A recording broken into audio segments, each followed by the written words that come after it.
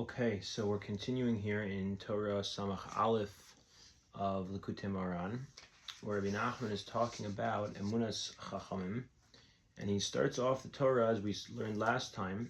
He starts off quoting from the Zohar Kadosh, where he talks about Rabbi Shimon Bar Yochai talks about a difference in generations. That there was a time when we said Hashem Shamati Shimacha Yoresi, that when I hear your voice, Hashem, I feel a sense of fear. But then Rabbi Shimon says that in his time, Anan b'chavivusa talya milsa, and that's why the piece starts off with quoting from the Zohar, that Chadi Rabbi Shimon, that he was happy, because in his times, it's not about Yira, it's Anan b'chavivusa talya milsa, it's a time of love, of affection. And Menachem starts off the piece telling us that it's through Amunas Chachamim that a person is able to be Motzi Mishpat La'ar, that a person can bring true Mishpat to light, true proper practice, proper instruction, a proper way of living can come to light. That is specifically through Amunas Chachamim. Why? Because Mishpat is a Muda De'emtsa Isa. Mishpat is the middle path. Mishpat is the ability to be in that middle place, to not be swayed to the right or to the left. And we are zoche to that capacity to stay in the middle, to find the Amuda De'emtsa Isa, the middle pillar, specifically by having Amunas Chachamim. And then he says that in all the things a person learns, Kol halimudim, that in everything a person learns, they have to take from it mishpatei emes, true instruction, true practice of how to be, of how to live. And through that, specifically to not have mishpat me'ukal, which means a crooked or bent way of living. And a person needs to have this for themselves and for others and for anybody who is under their leadership, in a sense, their influence, that a person needs to have the ability to have mishpat that is through the straight and middle path, and not that's bent or crooked to one side or the other. And then he says, this is what we left off with last time, that when a person is poging be'emunas chachamim, when a person does not have full and complete and wholesome emunas chachamim, but instead they make a pegam, they make a blemish in their emunas chachamim. So then they have what he calls yegias basar, the toiling, the effort, the weariness that of the flesh, of the body, of their physical self. Hainu b'mosaros, meaning they have these extras, they have excess, which really is the idea that if a person doesn't have the middle path, so they're going to have excess in one way or the other, in one degree, in one direction or the other. So let's pick this back up inside here. That was just a quick recap. So now he says about when a person has a blemish in their emunas chachamim, so then they are judged with yigias basar. They have these excesses in their flesh, in their body, and they have the wearisomeness, the breaking down, the getting weak and getting tired and getting overtaxed and overburdened in their body. As it says in the Gemara, somebody who ridicules that which the Chacham say, nidon betzoa rosachas. They're judged with boiling excrement. And now Rabbi Nachman says, V'hu mida keneged mida. This is mida keneged mida. So I think this is very interesting because we often, I think, from an early age, think of this concept of mida keneged mida to mean that you did X, so I'll do Y to you, right? Like it's like some sort of incentive chart or punishment chart, and we have with Hashem, in this very kind of like school or young parent, young child to parent kind of a way, where there's this, there's X and there's Y, and there's this mida keneged mida. You did one thing, so now we do that same thing back to you.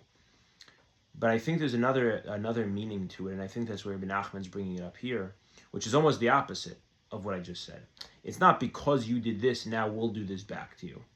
Like there's some like juvenile revenge that Hashem wants to take. Well, if you did that, so I'm going to do this. I think there's a whole different, almost opposite meaning to Mida Keneged Mida, which is Mida Keneged Mida means that Hashem's not doing anything to you. The fact that this is your quote-unquote punishment is Mida Keneged Mida, meaning it's really the natural result of the reality that you yourself have created. It's like saying that, well, if I'm not going to eat healthy, so then Mida Keneged Mida, my body is going to be in an unhealthy state. Well, it's not, well, you didn't eat healthy, so now there's some revenge being taken out on you. It's Mida Keneged Mida, means that based on the way that you lived, the Mida that you carried out, so that Mida is now what comes back to you. It's not even coming back to you, it's what you're experiencing. It's the reality that you've created. So it's not some sense where, Hashem has to take this back out on you. What it is a completely organic and natural result. So how does that play itself out here? When a person doesn't have Emunas Chachamim, so then what happens? Their body becomes weary, and their body develops excess, and they don't have balance in their life. That's what that means. Most sorrows, things are out of balance. There's excessiveness of things, and what Rabbi Nachman is saying is that that's Mida Keneged Mida. Why? Because what does it mean to have Emunas Chachamim? To have Emunas Chachamim, he said, means that you have Emudah Da'emtzeisa, you have the middle pillar, the middle path. You have the ability to not be swayed too much to one direction or the other direction. You have Mishpatei Emes. You have the things that keep you in the right place. You have the bumpers put up for you.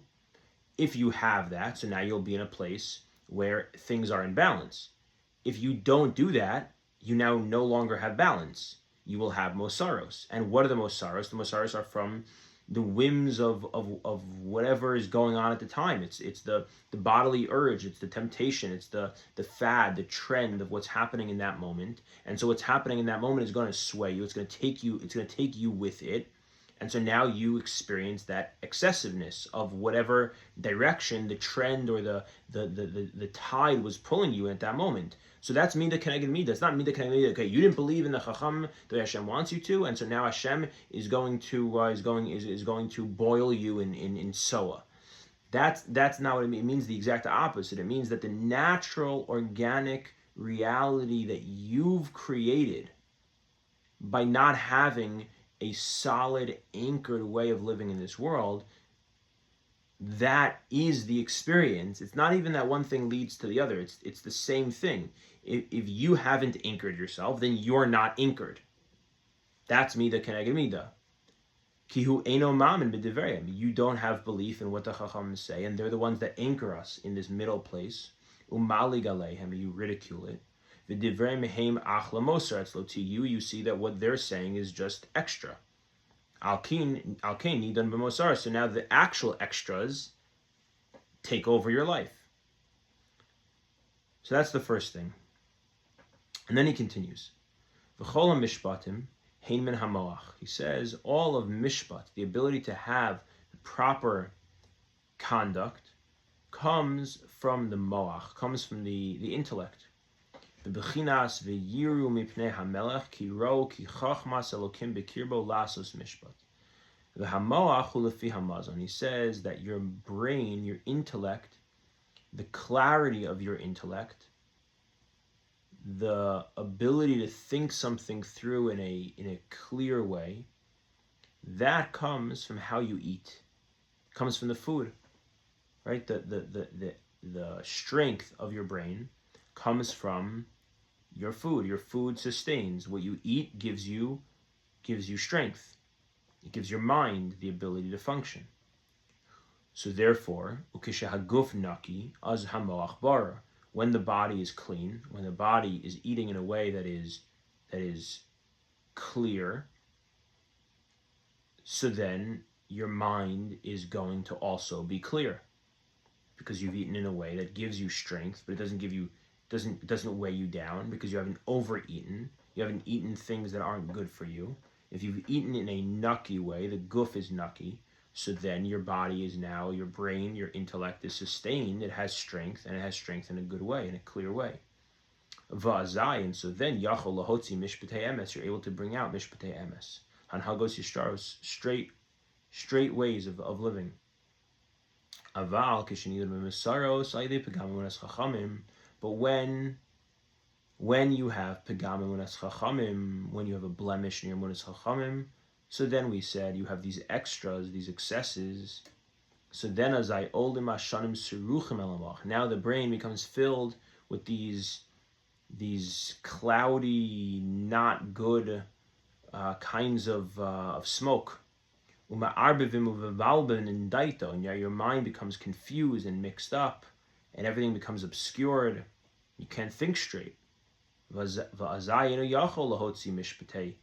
can't bring out clear thoughts and clear conduct. So now something comes out crooked and bent. These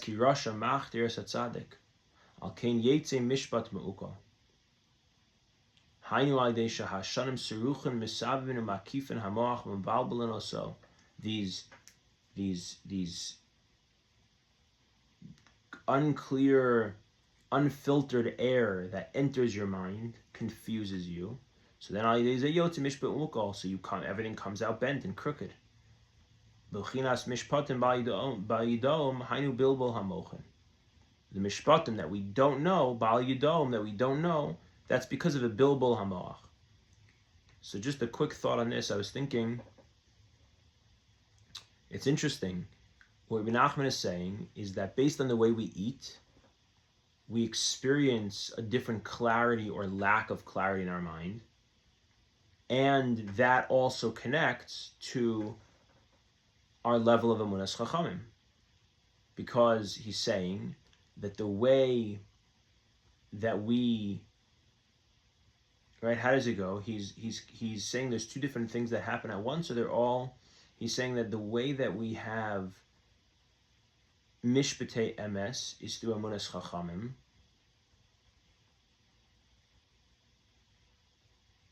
And similarly, the way that we have mishpatei emes and clarity is also through the way that we eat. There's two different things, or there's some cycle here that they all go through. How is he saying this? 1 second, let's try and see.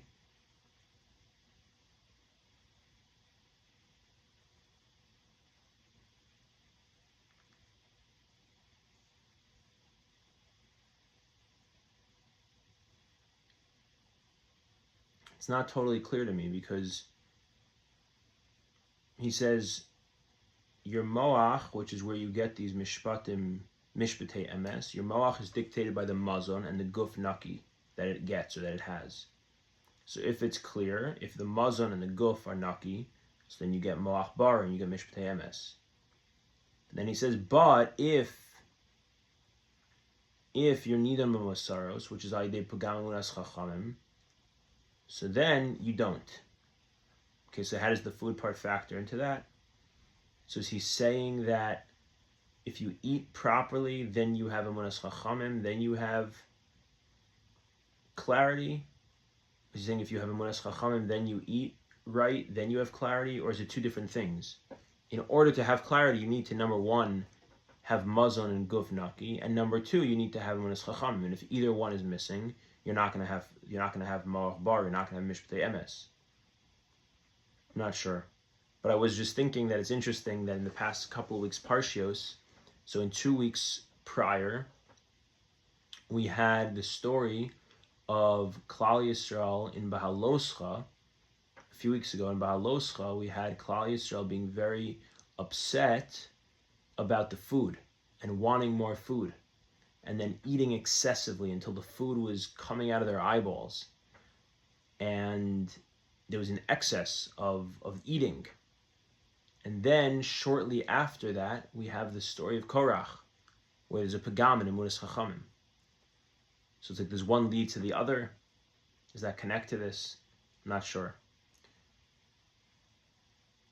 Okay, but either way, we're seeing this focus on the ability to create for ourselves mishpatei emes, hanhagos yisharos. But in order to do that, we need to have ourselves anchored by those who have a middle path, and that is the Chachamim. And so we need Amunas Chachamim. Rabbi Nachman also puts in here is that this also connects to the way that we eat and the type of food we eat and how we take care of our body, which is a very, very big challenge. I think in some ways it's kind of like an underrated challenge, because people, I think most of us either think of either it's like once food's kosher and then so it's kosher and we don't think about anything, or you have a lot of people who care about food from a health perspective of exercise or being fit or how they look, etc., which is fine and good.